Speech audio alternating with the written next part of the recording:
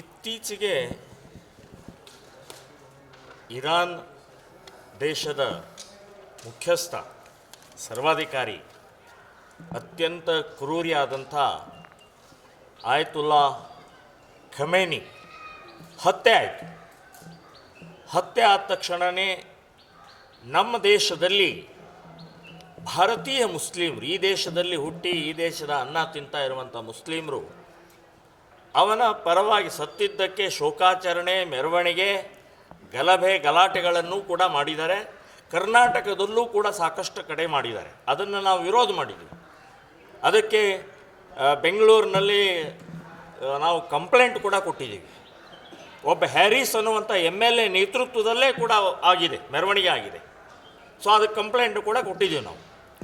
ಈಗ ನಾನು ಬೆಳಗಾವಿ ನಗರದಲ್ಲಿ ಬೇರೆ ಬೇರೆ ಏರಿಯಾದಲ್ಲಿ ಇವತ್ತು ಗಾಂಧಿನಗರ ಇರ್ಬೋದು, ದೇಶಪಾಂಡೆ ಗಲ್ಲಿ, ಕೋತ್ವಾಲ್ ಗಲ್ಲಿ, ಕಾಮತ್ ಗಲ್ಲಿ, ಸುಮಾರು ಒಂದು 8-10 ಕಡೆಗೆ, ಶಾಹುನಗರ್, ಇಲ್ಲೆಲ್ಲ ಕಡೆಗೆ ಖಮೈನಿ ಪೋಸ್ಟರ್ಗಳನ್ನು, ಬ್ಯಾನರ್ಗಳನ್ನು, ಕಟೌಟ್ಗಳನ್ನು ಹಾಕಿದ್ದಾರೆ.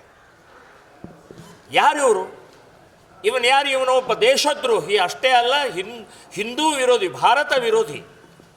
ಸೊ ಈ ವ್ಯಕ್ತಿಯ ಭಾವಚಿತ್ರ ನಮ್ಮ ದೇಶದಲ್ಲಿ ಯಾಕೆ? ಈ ದೇಶದ ಮುಸ್ಲಿಮರು, ಭಾರತದಲ್ಲಿರುವಂಥ ಕರ್ನಾಟಕದ ಮುಸ್ಲಿಂ, ಬೆಳಗಾವಿಯ ಮುಸ್ಲಿಮರು ಈ ದೇಶದ ಅನ್ನ ತಿಂದಿದ್ದೀರಿ, ಈ ದೇಶದಲ್ಲಿ ಹುಟ್ಟಿದ್ದೀರಿ ನೀವು.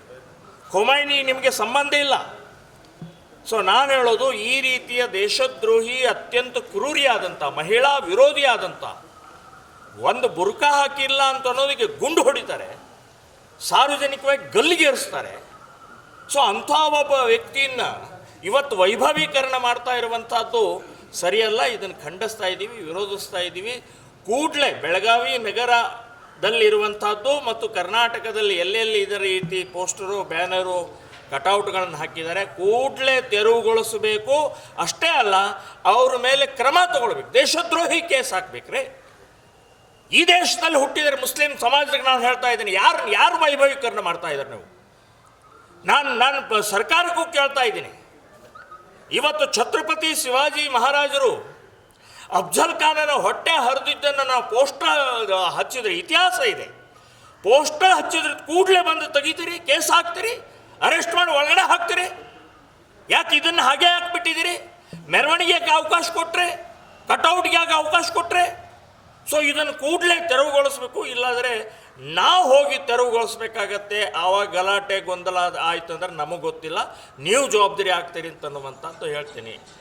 ಹಚ್ಚುವರೆಗೆ ಪೊಲೀಸ್ ಇಲಾಖೆ ಏನು ಮಾಡ್ತಾ ಇತ್ತು ಸರ್? ಅಂದ್ರೆ ಅಲ್ಲಿ ಹಚ್ಚುವರೆಗೆ ಸುಮ್ಮನೆ ಹಾಕಿದ್ರು ಅಂತ ನೋಡಿ. ಸರ್ಕಾರ ಇವತ್ತು ಮುಸ್ಲಿಂ ಪರವಾಗಿರೋದ್ರಿಂದ ಪೊಲೀಸ್ ಡಿಪಾರ್ಟ್ಮೆಂಟ್ ಕಾನೂನನ್ನು ಪಾಲಿಸ್ತಾ ಇಲ್ಲ.